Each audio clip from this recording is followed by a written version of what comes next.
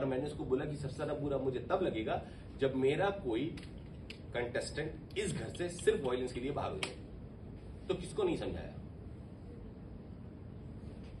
और आपके जाने के बाद तानिया काफी ज्यादा रोई और उनके रोने को सब बहुत फेक बोलते हैं, उनकी बातों को फेक बोलते हैं, झूठ बोलते हैं। आप क्या कहना चाहेंगे? और इसी को लेकर कई बार नीलम और तानिया ने ये भी कहा है कि आप लोगों ने यूज करते हैं सिर्फ चाय एंड पराठों के लिए, इस पर क्या कहना चाहिए? ये भी है कि 150 बॉडीगार्ड वाला नैरेटिव जो है वो जिशान जी ने दिया इस घर में। अब चलो एक एक करके आते हैं। बहुत लंबा टॉपिक छोड़ा तानिया में कल आपने। तो देखिए तानिया का ऐसा है कि जब चाय पराठे की बात तो कुछ थी नहीं, तानिया से एक्चुअली मैं थोड़ा सा अटैच हो गया था। आप लोग एक चीज को समझो, आपके लिए सिर्फ बिग बॉस एक शो है और क्या है आपके लिए, कभी एक्सपीरियंस करो अंदर जाके। जब आप उन लोगों के साथ रह रहे हो, इतना टाइम मैंने शायद अपनी फैमिली के साथ नहीं दिया होगा कि 24 घंटे दिन और रात। जब मैं नहा के बाहर निकलता था और शॉर्ट्स में बैठता था तो लड़के बोलते थे सर तैयार हो जाओ, तो मैं उनसे पूछता था कहाँ जाना है। भाई हमारे यहाँ तो तैयार हुए तो बाहर निकल गए, यहाँ तैयार होके इन्हीं को दिखा रहा हूँ अपना चेहरा। तो मेरे को तो समझ में जाना कहाँ है जो तुम इतना तैयार हो रहे हो, ठीक है। तो उस आदमी को जब मैं बुखार में आया, मेरे को फीवर हुआ 3rd वीक और 103 फीवर हुआ था। 103 मुझे याद नहीं मुझे 103 फीवर कब हुआ था। और वहां पर तानिया मेरे लिए खड़ी रही। मेरा सारा काम शहबाज और तानिया ने करा। सर लुक सेंटर में रखो। तानिया ने चाय पिलाई या पराठे खिलाई या जो भी करे उस टाइम पे, तो एक इमोशनल अटैचमेंट हो जाता है। वो रिलेशंस मैंने कमाए थे, तो मैं तानिया के लिए कहां पे नहीं खड़ा रहा। चाहे कुनिका जी उसको बोली करने आती तो मैं खड़ा था। जब घी वाला मैटर हुआ, घी किसने चुराया फलाना हुआ और मैं गुस्सा, तो सब चुप हो गए, नहीं जीशान भाई आपका नहीं, आपका नहीं, बोलो ना मेरा है, तो वहीं बजाता तुम्हारी सबकी। तो वो भागते भी थे मुझसे। एंड में भी लड़ाई भी हो रही तो बात पीछे पीठ पीछे जीशान भाई और जीशान सर ही कराया सबने। क्यों? क्योंकि उनको पता था कि मैं सबका खोलना चिट्ठा शुरू करूंगा और खोलता हूं, हमेशा हर बार सामने खोला है। तो हटते थे मुझसे, छिपते थे मुझसे। तानिया के लिए मैंने नेहल से भी जाके फाइनली बात करी, जब तानिया और नीलम खड़ी थी कि सर ये लोग मुझे बहुत ज्यादा परेशान कर रहे हैं, टारगेट कर रहे हैं, चीजें ऐसे कर रहे हैं वैसे कर रहे हैं। तो मैंने बोला अभी खत्म कराता हूं। मैं नेहल के पास गया, मैंने नेहल को बोला नेहल इस चीज को बंद करो। तो नेहल का सीधा एक था कि ठीक है जिशान जी कोई बात नहीं, पर मुझे कैप्टन बनना है। मैंने ठीक है सपोर्ट करेंगे। और मैं क्या करता, एक बैंटर है मेरे उसके बीच का, वो ठीक है, मगर वो आप मुझे कई बार उसका रोना जेन्युइन भी लगा है।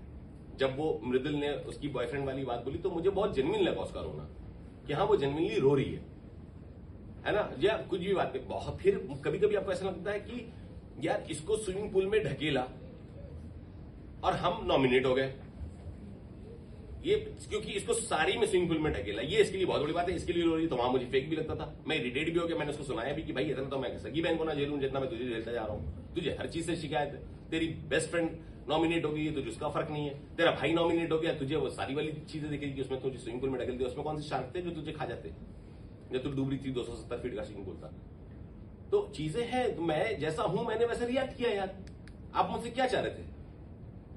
मैं ऐसे ही हूं यार, कोई कितना कितना लूंगा, मैं भी इंसान हूं यार। 50 दिन से एक ही चीज को देखता जा रहा हूं, सुनता जा रहा हूं, तो होता है। मैं भी एक बार मैं बस करूंगा, फिर उसके दूसरे दिन आके उसने मुझे सॉरी भी बोला, नहीं नहीं आप मुझे ये अच्छा। फिर शुरू भी ऐसी हुआ था, मेरा तो एक तरफा रिश्ता है, मैं आपको भाई मानती हूं, तो मैं भी तुम्हें बहन मानता हूं। फिर यही डायलॉग उसने फरहाना को दे दिया, ये तो एक तरफा रिश्ता है, मैं तुम्हें दोस्त मानती हूँ। फिर वही बात उसने अमाल को बोल दिया। मैंने बोला ये तो इसका एक तरफा रिश्ता दुनिया से चल रहा है भाई।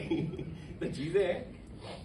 आपको नहीं लगता कि आपने जितना नीलम को सपोर्ट किया है और कैप्टेंसी के दौरान जा जाके सबको बोला है कि नीलम को सेव करोगे या नहीं, अगर उतना आपने अपने आप के लिए कन्विंस किया होता या टाइम दिया होता तो शायद आप आज बिग बॉस हाउस के अंदर होते? बिल्कुल भी नहीं। पूछो क्यों?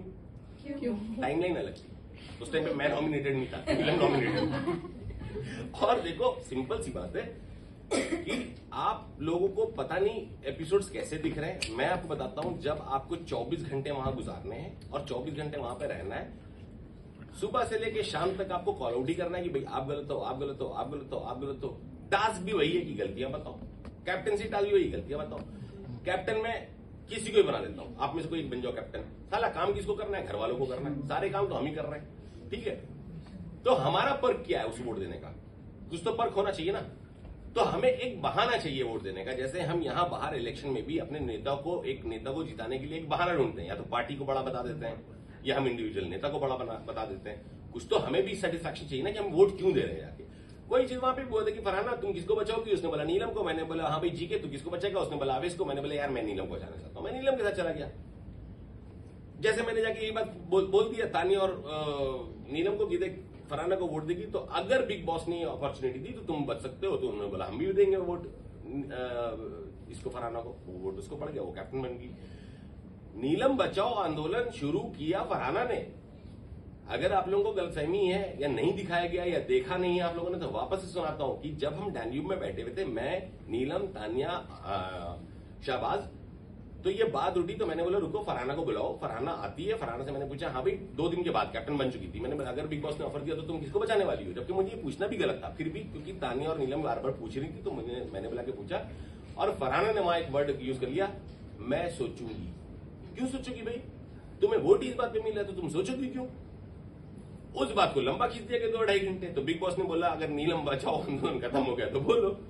तो भाई हमारे पास और काम क्या बताओ, तो अब बिग बॉस को बोलो हम यूक्रेन और रशिया वार रुकवाएंगे, फिर भेजे हमें पेपर, हम देखते हैं फिर किसकी गलती है, पुतिन की गलती की, सामने वाली गलती है। जब साले मुद्दई सूजी के हलवा, 1 चम्मच घी, तानिया का वोट, फलाना का ढोट इसी पे चल रहा है तो बात क्या करेंगे?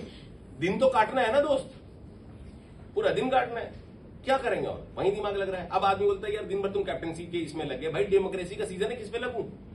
नंबर्स तो चाहिए लोगों के, सीजन डेमोक्रेसी का है, हर कुछ वोट पे होना चाहिए था, फिर वो हुआ भी नहीं, वहां पे भी खेल गए बिग बॉस।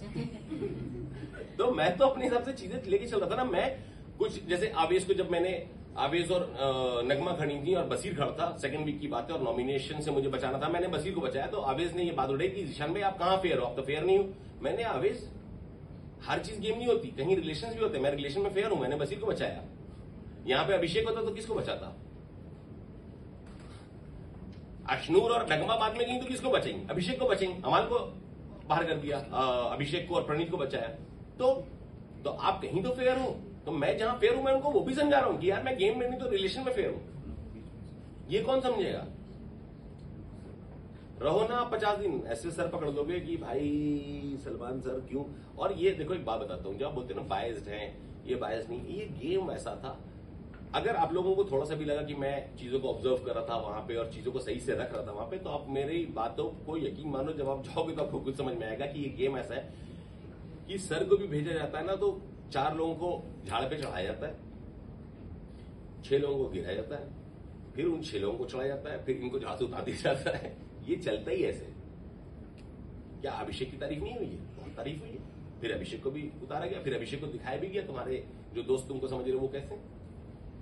हमाल के साथ भी हुआ, पुनिका जी के साथ छठे वीक हुआ, जब तक हम लोग फ्रस्ट्रेट हो गए थे इनको बोला क्यों नहीं जा रहा। जिशान सर मेरा सवाल आपसे यही है कि एक वाकया हुआ था आपके और कुनिका जी के बीच में जहाँ पे उन्होंने आपको गुंडा बुलाया था and many times Kunika ji crosses the limit कि वो अपनी एज को कहीं ना कहीं माइंड करती नहीं है और संस्कारों पे आ जाती है, तो कभी बास्टर्ड बुलाती है ऑन अ नेशनल टेलीविजन। किसी को भी क्या कहना चाहेंगे? मतलब कान बंद कर लो, ऐसा भी बुलाती हैं, बहुत कुछ बुलाती हैं, वो इतना कुछ बुलाती हैं पता नहीं दिखाया कि नहीं दिखाया, BDSM ये वो कुछ भी बोलती हैं, वो हर तरह की बातें करती हैं, ठीक है। पर जब अपने पे आता तो संस्कारी हो जाती हैं। अब वो उसको कह रही है अंडरवेयर मत पहनो, यहाँ पे लड़कियां खुद इतना दूर नाइटी उठा के वैक्सिंग कर रही हैं। अब मैं गया उसमें, मैं क्या बोलूं, मैं खुद ही भाग गया। अब वो अपने पैंट में से अंडरवेयर निकाल के दिखा रहा है, भाई मैंने तो लंबी शर्ट, मैंने बोला भाई तू ही लड़ ले, मैं ऐसे तो ये लड़ाई होगी नहीं। तो यार बहुत ऑकवर्ड भी होता है कभी कभी, मैं क्या बात कर रहे हो, किससे